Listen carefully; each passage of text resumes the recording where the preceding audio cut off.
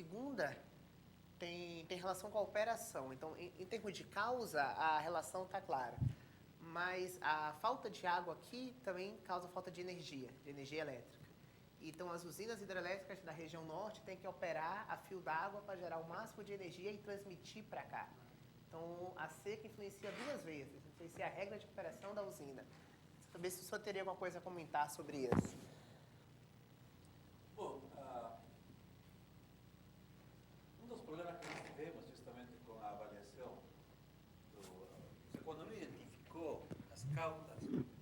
identificando as causas meteorológicas da seca de São Paulo, apareceram as causas meteorológicas da enchente na região. Não seja, foi compensação. Não chove em um lugar, mas chove em outro. E aí o excesso... E justamente, algumas das estruturas, como aquela BR, que foi totalmente alagada, por aí, eu escutei o Carlos Nobre falar uma vez, que inicialmente essa estrada deveria estar 3 metros mais alto do que está atualmente. Não foi escutado e ficou totalmente alagado, isso era um problema. Outros dizem também, eu não sei, não tenho visto que as usinas hidrelétricas de lá, a critério de operação, ajudaram muito a desestabilizar o sistema. Não? Como você colocou aqui, já não são séries estacionárias. As séries hidrológicas e climáticas não são mais estacionárias. E uma das coisas que nós temos aqui é o problema dos dados, porque a bacia do Madeiras tem grande parte na Bolívia e no Peru, na região amazônica do Peru. E realmente Bolívia tem chovido muito nessas épocas. Ou seja, o ideal seria ter aqui todo um sistema que permita, para poder utilizar modelos de previsão de ondas, ou seja, modelos hidrológicos, e ter um melhor acesso aos dados. Porque sem dados, só com dados da parte do Acre e Rondônia, você não consegue muita coisa. Temos que ter acesso aos dados das bacias, o que significa sair do Brasil, entrar para outras áreas da Amazônia. Porque a Amazônia é América do Sul, o Brasil tem a maior parte, mas as nascentes dos rios estão na região andina. Então, isso é algo que é importante.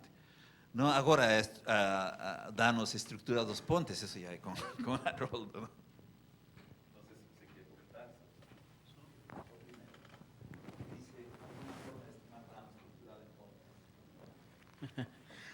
comentar. Bom, eu acho que a questão hídrica é um troço mais complicado, né?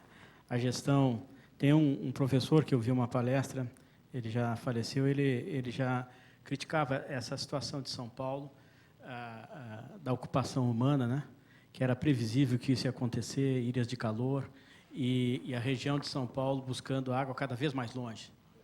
E isso favorece duas coisas, aumento do custo e aumento das perdas. Tá? Então, esse é um problema que os administradores, e não tem muito o que fazer. Essa é uma herança que os administradores estão recebendo, e daqui para frente é o que a gente tem que pensar, bom, esse modelo não serve, como fazer para ter um modelo. Mas essa é uma decisão de outro nível, né? Essa é uma coisa que foge ao tipo de análise que a gente está fazendo. Sobre a questão de pontes, né? Tudo isso, as pontes aí, elas seguem as normas de engenharia. E as normas da engenharia, a engenharia, em princípio, né, ela é para resistir ao pior evento já registrado. Contudo, é o seguinte, tem uma questão da fadiga da estrutura, e que isso não é computado no projeto. Então, é o seguinte, se mudando, para o bem ou para o mal, a atmosfera tem um certo equilíbrio, né?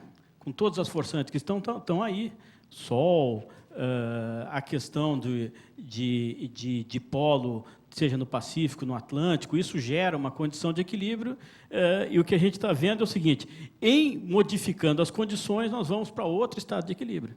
Se isso vai nos favorecer ou não, isso é um problema nosso. E a questão toda, o debate hoje, é que se a civilização humana já é uma força geofísica, né, que é capaz de remover o clima do seu atual estado de equilíbrio, e para um estado de equilíbrio que não nos favorece, porque A temperatura dos últimos 200 anos é uma temperatura muito confortável para os seres humanos. A gente tem feito uma expansão da civilização humana, algo fantástico. Em parte porque esse planeta, né, essas condições climáticas nos favorecem. Por exemplo, na zona equatorial, vocês já viram um país rico na zona equatorial? Uma das razões é porque é difícil fazer agricultura lá, porque o solo é pobre. Em se plantando nem sempre dá, o que acontece é pobreza.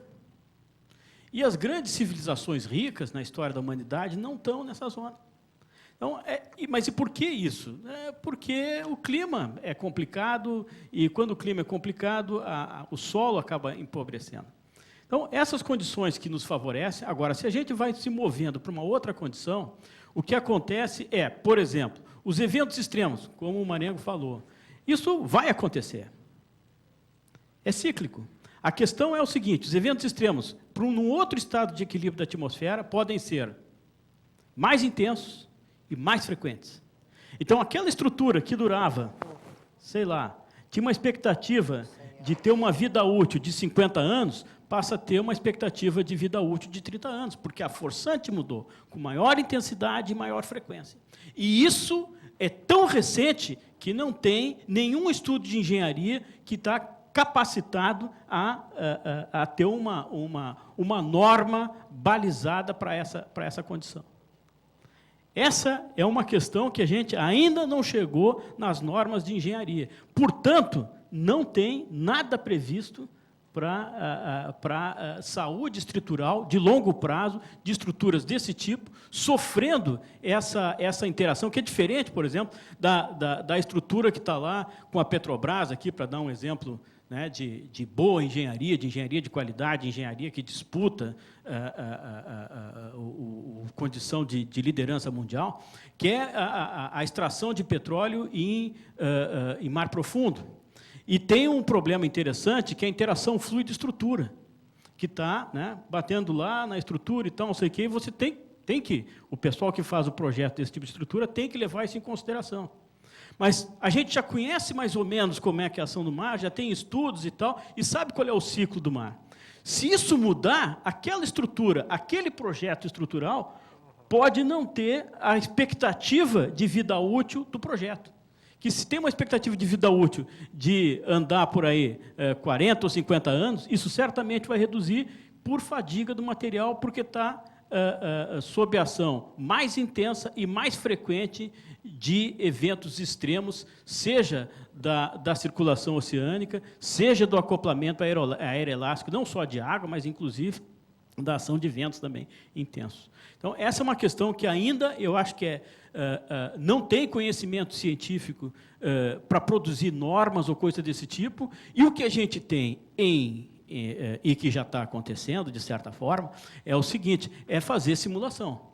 É aquela terceira fonte do conhecimento, né, que vem a primeira fonte do conhecimento vem a racionalidade, a segunda é o experimento, mas como é que a gente vai experimentar um mundo que não aconteceu, vai acontecer daqui a 100 anos? Isso a gente não pode fazer, mas hoje em dia, né, Marengo, a gente pode simular. O Marengo é um dos que se serve dessa nossa capacidade de fazer alguma previsão, não aquela previsão, como diz o Marengo, aquela previsão de curto prazo, né?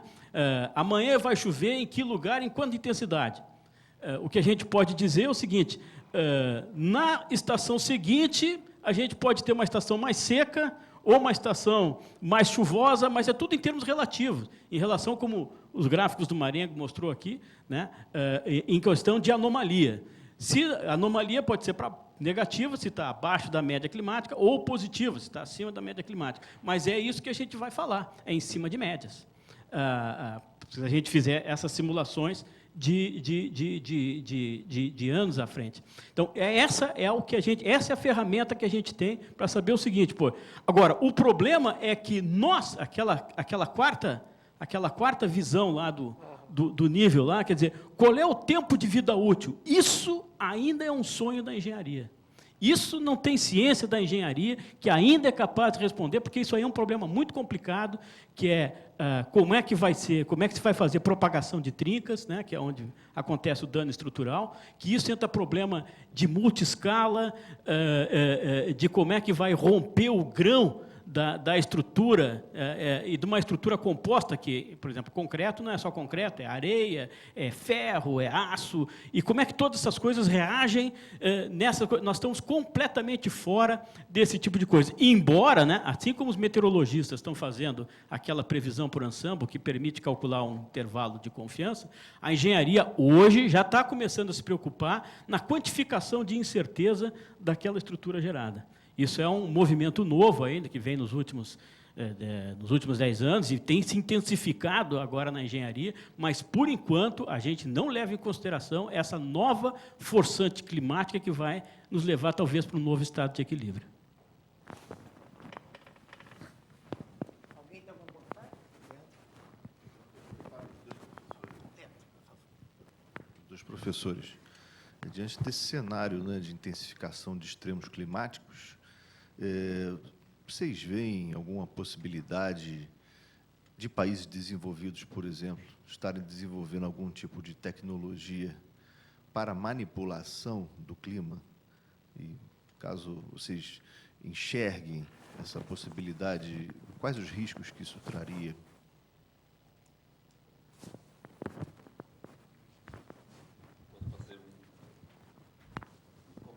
Sobre isso, ¿no? Que ultimamente chama de geoengenharia, ¿no?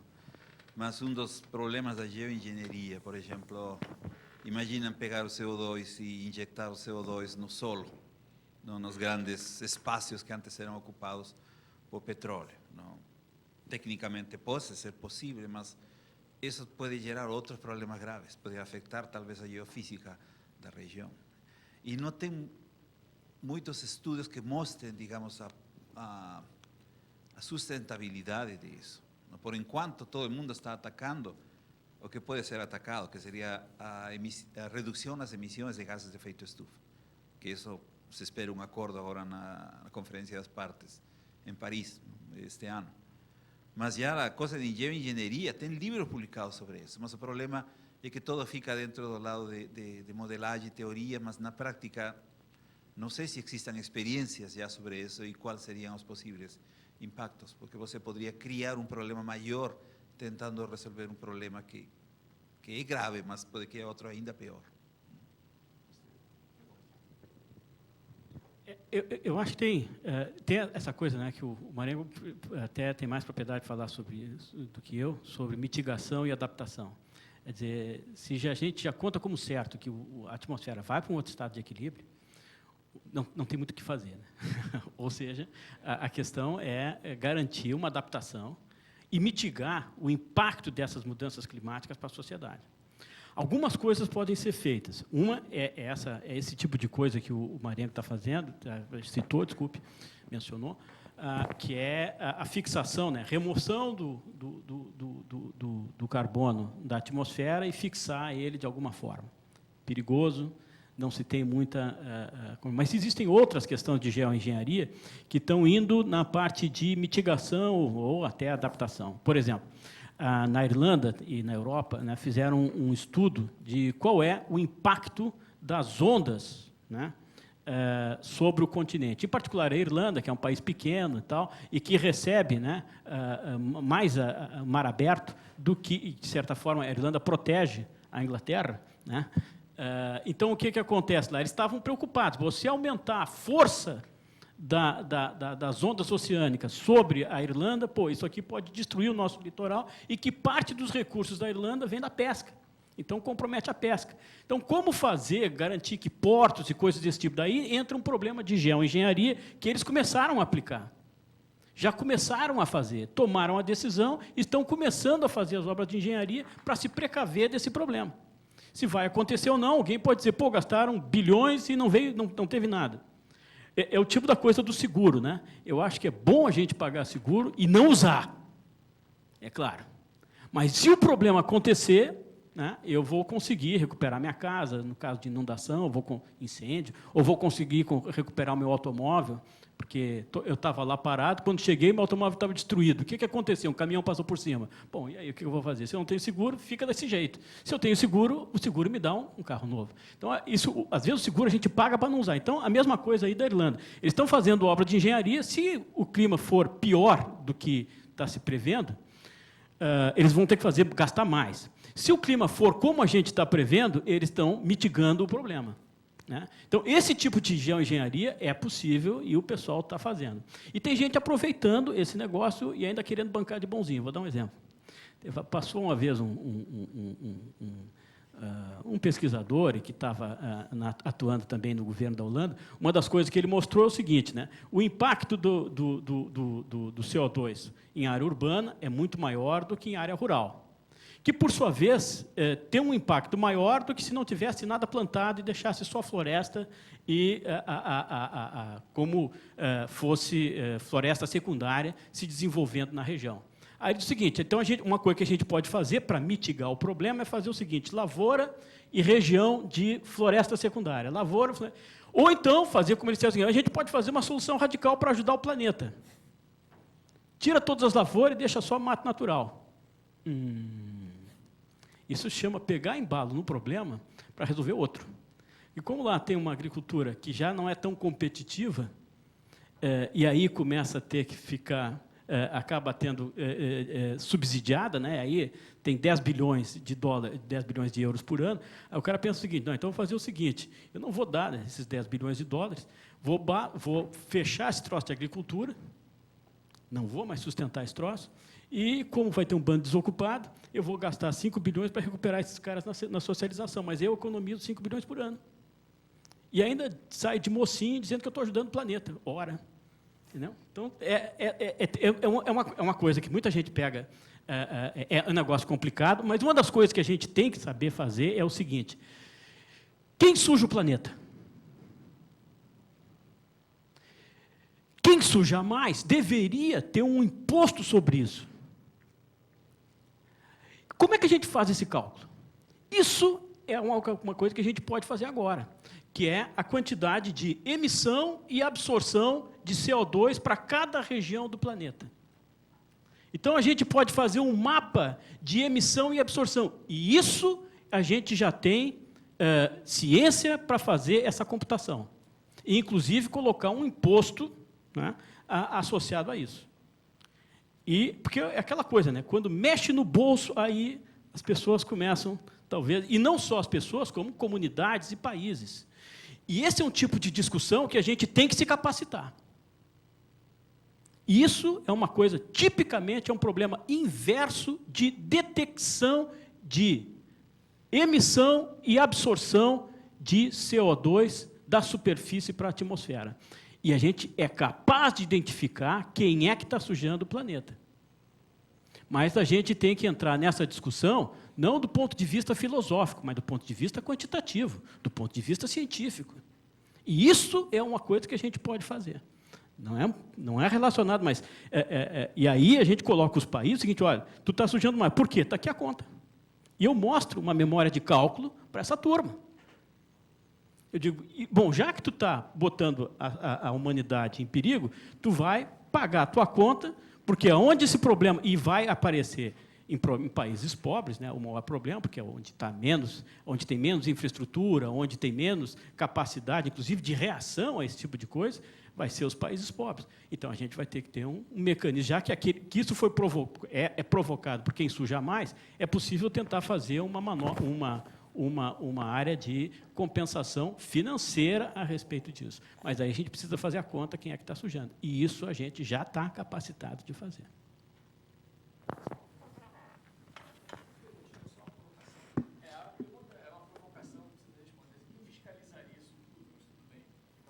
Esse é um problema político, né? Quando às vezes eu faço uma apresentação de problemas inversos, eu digo o seguinte, bom, vou tentar convencer vocês que estudar problemas inversos é uma coisa importante. Uma coisa é o seguinte, a gente estuda problemas inversos porque ele resolve problemas cientificamente importantes. Por exemplo, essa questão de como é que fica, como é que a gente define a razão de massa e matéria no universo. Bom, isso a gente faz uma expansão em harmônicos esféricos a partir do mapa de variação de temperatura que tem no céu. A gente faz isso, e dependendo daqueles coeficientes, a combinação daqueles coeficientes nos dá a razão de matéria. Então, resolver problemas de importância científica, isso a gente precisa estudar problemas inversos, por exemplo. Mas não é só isso. Por exemplo, problemas sociais e problemas inversos são importantes. Todo mundo já ouviu falar aqui, ou talvez até já tenha usado, essa coisa de tomografia. Tomografia computadorizada é uma tecnologia matemática de problema inverso que teve impacto na sociologia e na medicina. Mas não é só do ponto de... Mas até aí não teria muito interesse. Mas do ponto de vista econômico, já que a gente está falando de sujar o planeta, né, aonde, como diz o Rockefeller, né, o melhor negócio do mundo é exploração de petróleo bem administrada. O segundo melhor negócio do mundo é uma exploração de petróleo não tão bem administrada. E o terceiro melhor negócio do mundo é a exploração de petróleo mal administrada. Ou seja, achar petróleo é um troço bom, dá dinheiro, entendeu? Diz o Rockefeller. O problema, então, fica o seguinte, aonde está o petróleo? Isso a gente chama de inversão geofísica. Então, o problema inverso resolve do ponto de problemas econômicos. Não só isso. Mandou lá o Hubble lá para cima e era um troço meio míope. E como é que a gente fez? Bom, teve que substituir a lente. Mas, antes disso, a gente fazia uma reconstrução de imagem para recuperar esse problema de aberração geométrica da lente do telescópio espacial. Então, do ponto de vista econômico, é importante estudar problema inverso. Mas agora, com essa situação, a gente está mudando o equilíbrio, descobrir quem é que está sujando o planeta, isso é uma coisa que a gente pode atacar usando tecnologia de problema inverso. Então, do ponto de vista, na esfera política é uma coisa importante, na esfera econômica é uma coisa importante, na esfera social é uma coisa importante, na esfera científica, estudar problemas inversos é uma questão importante. Então, às vezes, eu começo uma palestrinha, uma provocação para tentar ver se consegue muita gente lá para trás. Em geral, não aparece multidões de pessoal, mesmo com essa papinha, não aparece multidões. Mas fica uma questão seguinte, é uma questão que a gente vai ter que saber fazer e nós vamos ter que nos capacitar para fazer esse tipo de conta, porque se a gente quiser entrar num debate com um argumento científico, né, inclusive porque aqui nós vamos representar o país.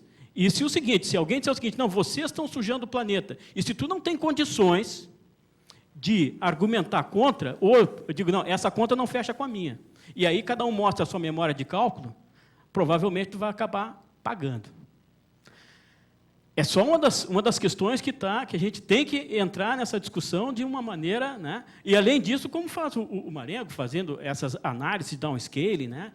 Qual é o impacto regional que tem todas essas coisas, que é onde o Marengo fez a carreira dele e que ainda trabalha com muita propriedade e competência.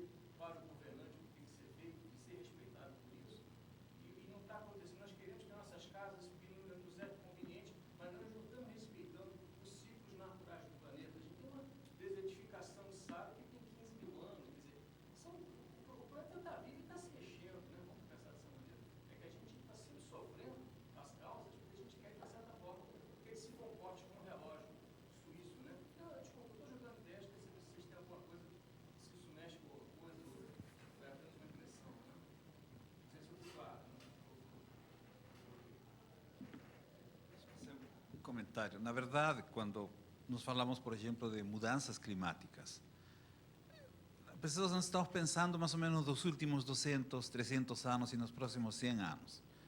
¿Por quê? Porque consideramos como patamar as condições de conforto, de temperatura e precipitação que nós queremos, e queremos que no futuro, de um planeta mais quente, com adaptação, a gente continue vivendo dentro desse conforto.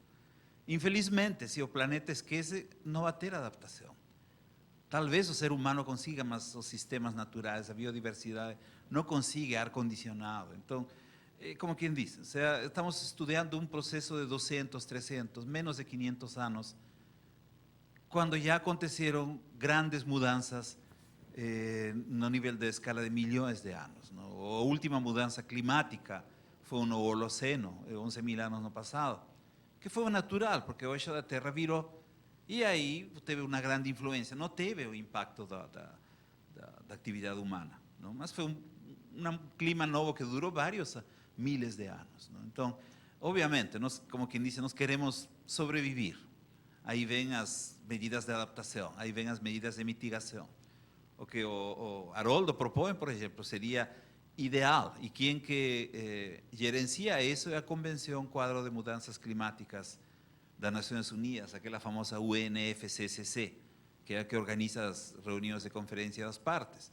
Mas, pelo que eu testemunhei, quando uno coloca o que chama o governo de responsabilidade compartida, obviamente aqueles que poluíram mais são aqueles países do hemisfério norte. Só que eles não aceitam essa responsabilidade porque dizem, vocês países pobres, entre aspas, Brasil e China, poluem mais que nós, e China passou a ser o maior poluidor. Então, esse tipo de entraves é o que afeta e desestabiliza qualquer tipo de negociação. Entendeu? Ou seja, nós fornecemos as bases científicas para o governo. Mas, por exemplo, as bases científicas foram fornecidas para o governador de São Paulo. E quando que ele implantou o racionamento? Depois das eleições. Aí não adianta. Obviamente, uno fica frustrado, mas são outros interesses. Então, o dia que esses interesses fiquem de lado e que se escute mais a ciência, eu acho que podemos ter um melhor progresso, não? Mas às vezes é frustrante, porque depois criticam, vocês não falaram. Eu já participei de uma conferência em Porto Alegre durante aquela famosa crise aérea, onde uno tinha que pegar um voo às 7 da noite e terminou pegando o voo às 7 da manhã, dormindo no aeroporto, e não tinha absolutamente nada que comer. Os estômagos estão aí. E uma mulher vem, mas você é cientista, vocês deveriam sair a falar e sair de seus ambientes de ar-condicionado.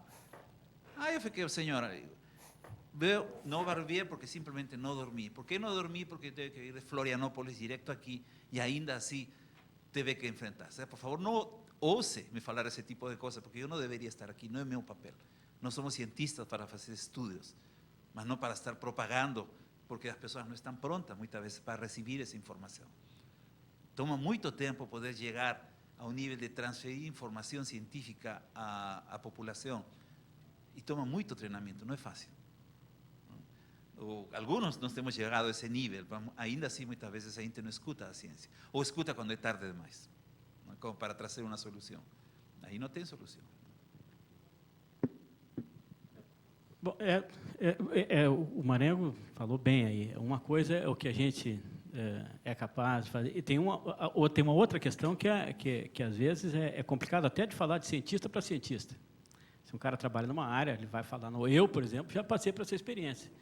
O Leonardo lá mencionou aí ontem uma questão de inversão magnetotelúrica. Isso foi alguém que estava, um colega do INPE, disse, não, eu queria trabalhar com essa coisa aí de modelagem de geomagnetismo e tal. Eu fiz um modelo, fui lá e entreguei para o pessoal. Daí, quando ele me disse, não, muito bom, isso aqui, não, tem um modelo aqui, isso aqui, mas o que a gente precisa mesmo é o seguinte, eu estou medindo o geomagnetismo e eu quero saber o que tem embaixo da Terra. Eu digo, esse é problema inverso, eu digo, não estou trabalhando nesse problema ainda. Até no diálogo com o cientista é uma coisa complicada. Agora, imagina o troço, tem gente que se especializou nisso e faz um bom trabalho, que é como a gente faz a divulgação para a sociedade. Como diz o Marengo, quer dizer, esse é um esforço que talvez a gente tenha que tomar uma outra atitude, que é o seguinte, tu é cientista? Sou. Tu é pesquisador? Sou. Então, tá bom. Bota a tua pesquisa, no máximo, em 2 laudas e que seja capaz de que um cara que tenha 2º grau entender. Esse é um exercício que a gente não está acostumado a fazer, mas que eu acho que seria importante nós, porque a gente precisa se comunicar com a sociedade. E, às vezes, a gente não tem a competência para fazer isso.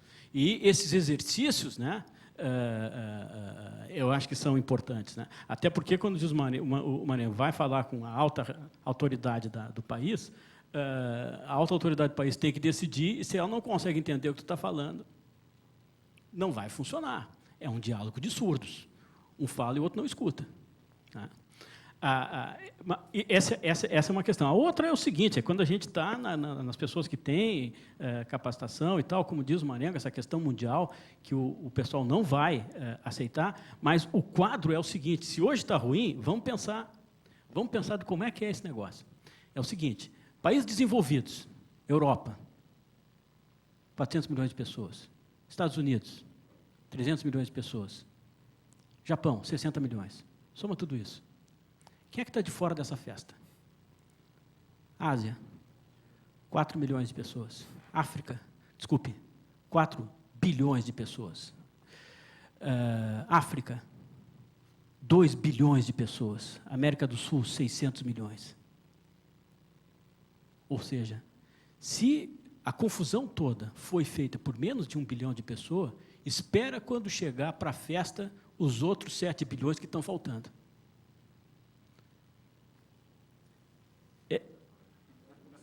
E não adianta dizer o seguinte, não, continuem, entendeu, vivendo de forma miserável, como tem sido os séculos de vocês, que nós, entendeu, precisamos manter o nosso padrão, gastando sei lá quanto de ar-condicionado e de aquecimento, automóvel, trem, hospitais e não sei o quê, e papapá, gastando 10 megawatts para fazer, num único centro de supercomputação, para fazer as nossas simulações, que vão ajudar vocês também, é papo furado, pô. E a questão é essa, como é um imperativo humanitário, tu não tem para dizer para essas pessoas o seguinte, não, condenar essas pessoas à vida miserável. Todo mundo vai querer ter o padrão de vida médio desses outros, menos de 1 bilhão que eu falei. Menos de 1 bilhão. Então, o problema, do meu ponto de vista, não começou. Porque a maior parte da turma não sequer chegou na festa.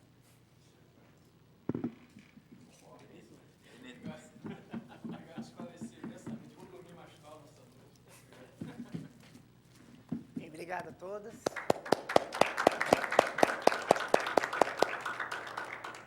Nos vemos amanhã.